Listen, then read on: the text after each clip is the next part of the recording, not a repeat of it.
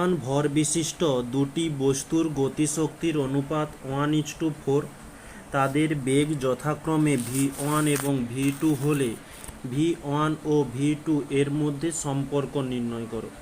তাহলে আমরা এখানে করতে পারি যে সমান ভর বিশিষ্ট মানে সমান ভর বিশিষ্ট দুটি বস্তু, তাহলে প্রথম বস্তুর জন্য m1 আর দ্বিতীয় বস্তু হচ্ছে m2।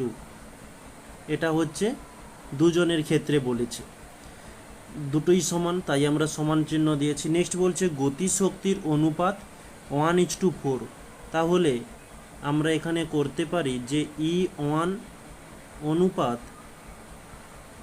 E2 সমান 1:4, ওটাই এখানে বলেছে। তারা বলেছে বেগ যথাক্রমে v1 ও v2 এর মধ্যে সম্পর্ক নির্ণয়, তাহলে v1 ও v2 এদের সম্পর্ক নির্ণয় করতে বলছে। এখন আমরা শর্তানুসারে লিখতে পারি যে শর্তানুসারে দুটি বস্তু বলেছে, আমরা প্রথম বস্তুটার জন্য ধরি E1 মানে গতিশক্তি সমান হাফ mv স্কয়ার হয়ে থাকে, প্রথম বস্তুর জন্য করছি তাই v1 দিয়েছি, তাহলে এখানে m1 দিয়ে দেব। ওকে, এটা হতে প্রথম বস্তু হয়ে গেল। দ্বিতীয় বস্তু যেহেতু অনুপাত মানে সম্পর্ক বলছে, তাই আমরা দ্বিতীয় বস্তুর জন্য E2,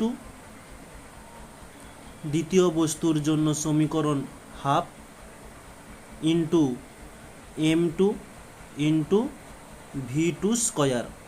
ওকে, আচ্ছা, এই সমান চিহ্নটা একটু উপরে হয়ে গিয়েছে, তো ওটাকে একটু পরিষ্কার করে আমরা নিচে দিই।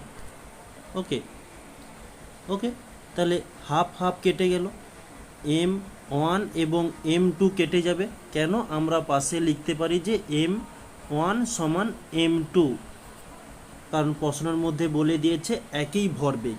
তাহলে আমরা এখান থেকে পেলাম E1 বাই E2 সমান v1 square by v2 square. ওকে, তাহলে বা E1 বাই E2 সমান v1 by v2 whole square.